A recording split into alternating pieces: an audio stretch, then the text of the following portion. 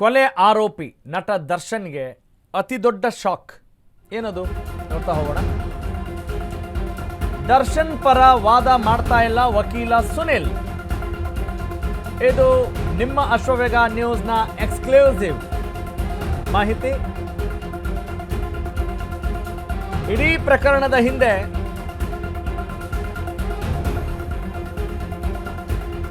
ಪ್ರಕರಣದಿಂದ ಹಿಂದೆ ಸರಿದಿದ್ದಾರೆ ವಕೀಲ ಸುನಿಲ್.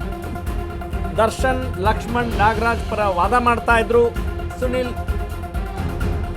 ಮೊನ್ನೆ ಹೈಕೋರ್ಟ್ ಟ್ರಯಲ್ಸ್ನಿಂದ ನಿವೃತ್ತಿಗೊಂಡಿದ್ದಾರೆ. ಇದೀಗ ಟ್ರಯಲ್ ಕೋರ್ಟ್ನಿಂದಲೂ ಹಿಂದೆ ಸರಿದಿದ್ದಾರೆ ನ್ಯಾಯವಾದಿಗಳು ಸುನಿಲ್. ಕಿರಿಯ ವಕೀಲ ಶೋಭಿತ್ ಮೂಲಕ ರಿಟೈರ್ಮೆಂಟ್ ಮೆಮೊ ಕೂಡ ಈಗ ಸಲ್ಲಿಕೆ ಆಗಿದೆ. This is the news. ಕೊಲೆ ಆರೋಪಿ ನಟ ದರ್ಶನ್ಗೆ ಇದು ಒಂದು ರೀತಿಯಾಗಿ ಶಾಕ್ ಆಗಬಹುದಾ? ಬೇರೆ ವಕೀಲರನ್ನ ನೇಮಿಸ್ತಾರೆ. ಯಾಕಂತ ಹೇಳಿದ್ರೆ ಈಗೆಲ್ಲ ಏನೆಲ್ಲ ಡೆವಲಪ್ಮೆಂಟ್ಗಳು ಇರ್ತವೆ, ಇಂಚಿಂಚು ಮಾಹಿತಿ ಕೂಡ ಆ ವಕೀಲರಿಗೆ ಇರುತ್ತೆ ಅಲ್ವಾ? ಈಗ ಏನು ಮಾಡಬೇಕು? ಮತ್ತೆ ಹೊಸ ವಕೀಲರನ್ನ ನೇಮಕ ಮಾಡಬೇಕಾಗುತ್ತೆ. ಸದ್ಯಕ್ಕೇನು ಇಡೀ ಪ್ರಕರಣದಿಂದ ಹಿಂದೆ ಸರಿದಿದ್ದಾರೆ ವಕೀಲ್ ಸುನಿಲ್. ದರ್ಶನ್, ಲಕ್ಷ್ಮಣ್, ನಾಗರಾಜ್ ಪರ ಇವರು ವಾದ ಮಂಡಿಸ್ತಾ ಇದ್ರು. ಮೊನ್ನೆ ಹೈಕೋರ್ಟ್ ಟ್ರಯಲ್ಸ್ನಿಂದ ಇವರು ನಿವೃತ್ತಿಯಾಗಿರೋ ಕಾರಣ ಮತ್ತು ಈಗ ಟ್ರಯಲ್ಸ್ ಕೋರ್ಟ್ನಿಂದಲೂ ಕೂಡ ಅವರು ಹಿಂದೆ ಸರಿದಿದ್ದಾರೆ ಅನ್ನುವ ಮಾಹಿತಿಯ ಆಧಾರದ ಮೇರೆಗೆ ಅವರು ಈಗ ದರ್ಶನ್ ಪರ ವಾದವನ್ನು ಮಂಡಿಸೋದಿಲ್ಲ ಅನ್ನುವ ಖಚಿತ ಮಾಹಿತಿ ಸಿಕ್ಕಿದೆ. ಈ ಬಗ್ಗೆ ಮತ್ತಷ್ಟು ಮಾಹಿತಿ ನೀಡ್ತಾರೆ ನನ್ನ ಕಲೀಗ್, ನಮ್ಮ court correspondent Arun. Arun, what is the reason behind it? ಇದು ವಕೀಲ ಸುನಿಲ್ ಅವರು ರಿಟೈರ್ಮೆಂಟ್ ತೆಗೆದುಕೊಂಡಿದ್ದಾರೆ ಅನ್ನೋದು ಅಷ್ಟೇನಾ, ಅಥವಾ ಅವ್ರು ಬೇರೆ ಏನಾದರೂ ಕಾರಣಗಳಿದ್ದಾವ, ಅಥವಾ ಈಗ ದರ್ಶನ್ ಪರವಾಗಿರುವಂಥ ಆಪ್ಷನ್ಸ್ಗಳೇನು? Please go head.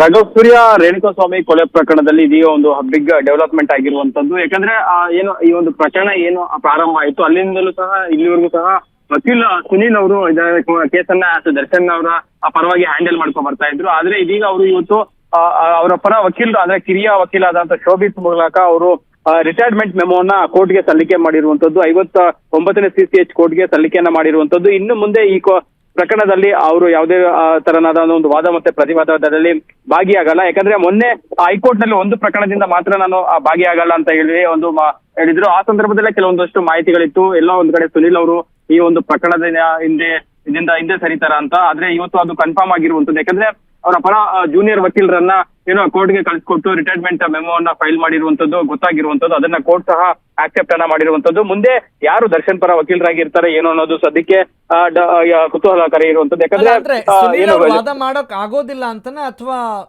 ಬೇರೆ ಏನಾದ್ರು ರೀಸನ್ ಇದೆಯಾ ಈ ರಿಟೈರ್ಮೆಂಟ್ ವಿಚಾರ?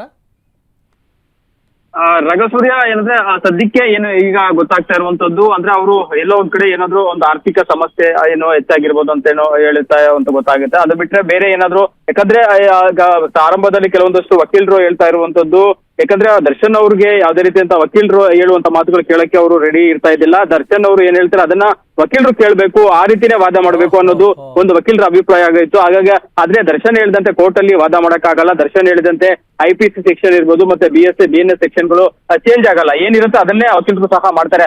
ಎಲ್ಲೋ ಒಂದ್ ಕಡೆ ಅವ್ರಿಗೂ ಸಹ ಬೇಸರ ಆಗಿರ್ಬೋದು ಸುನಿಲ್ ಅವ್ರಿಗೆ. ಯಾಕಂದ್ರೆ ಪದೇ ಪದೇ ಯಾಕಂದ್ರೆ ಸುಪ್ರೀಂ ಕೋರ್ಟ್ಗೆ ಹೋಗಿದ್ರು. ಆ ಒಂದು ಪ್ರಕರಣ ಸುಪ್ರೀಂ ಕೋರ್ಟ್ಗೆ ಹೋಗೋದು ಬೇಡ ಅಂತ ಹೇಳ್ಬಿಟ್ಟು ಸಹ ವಕೀಲ ಸುನಿಲ್ ಅವರು ಜನವರಿಯಲ್ಲೇ ಹೇಳಿದ್ರು. ಯಾಕಂದ್ರೆ ಒಂದು ವರ್ಷದ ಕಳೆದ ನಂತರ ಅಂದ್ರೆ ಆಗಸ್ಟ್ ಕಳೆದ ನಂತರ ನಾವು ಜಾಮೀನಿಗೆ ಹಾಕೊಳ್ಳೋಣ, ಆ ಒಂದು ಸಂದರ್ಭದಲ್ಲಿ ನೀವು ಹೊರಗಡೆ ಬರ್ಬೋದು ಅಂತ ಹೇಳ್ಬಿಟ್ಟು ಸಹ ಹೇಳಿದ್ರು. ಆದ್ರೆ ದರ್ಶನ್ ಅವರು ಕೇಳಿಲ್ಲ. ದರ್ಶನ್ ಅವರು ಮತ್ತೆ ಅವರ ಪತ್ನಿ ಇಬ್ರು ಸಹ ಕೇಳಿಲ್ಲ. ಇಮಿಡಿಯೇಟ್ಲಿ ಹೋಗಿ ಹೈಕೋರ್ಟ್ಗೆ ಅಂದ್ರೆ ಸುಪ್ರೀಂ ಕೋರ್ಟ್ಗೆ ಹೋದ್ರು. ಆದ್ರೆ ಸುಪ್ರೀಂ ಕೋರ್ಟ್ ಎಲ್ಲೋ ಒಂದ್ ಕಡೆ ಈಗ 1 ವರ್ಷದ ತನಕ ನಿಮ್ಗೆ ಜಾಮೀನು ಇಲ್ಲ ಅಂತ ಹೇಳ್ಬಿಟ್ಟು ಕಳಿಸಿರುವಂತದ್ದು. ಮತ್ತೆ ಎಲ್ಲ ಒಂದು ಮತ್ತೊಂದು ವಿಚಾರ ಅಂದ್ರೆ ಮತ್ತೆ ಏನು ಟ್ರಯಲ್ ಸಂದರ್ಭದಲ್ಲೂ ಸಹ ಮತ್ತೆ ಇರ್ಬೋದು, ಮತ್ತೆ ವಿಚಾರಣೆ ಸಂದರ್ಭದಲ್ಲೂ ಸಹ ಇರ್ಬೋದು, ಕೆಲವೊಂದು ಎವಿಡೆನ್ಸ್ ಗಳನ್ನ ಕ್ರಾಸ್ ಮಾಡುವಂತ ಸಂದರ್ಭದಲ್ಲಿ ಆ ರೀತಿ ಮಾಡಬಾರ್ದು, ಈ ರೀತಿ ಮಾಡಬಾರ್ದು, ಆ ರೀತಿ ಮಾಡಿ ಅಂತ ಹೇಳ್ಬಿಟ್ಟು ವಕೀಲರಿಗೆ ದರ್ಶನ್ ಅವರು ಹೇಳ್ಕೊಡ್ತಾ ಇದ್ರು ಅನ್ನೋದು ಸಹ ಅವರ ಮೂಲಗಳಿಂದ ಗೊತ್ತಾಗ್ತಾ ಇರುವಂತದ್ದು.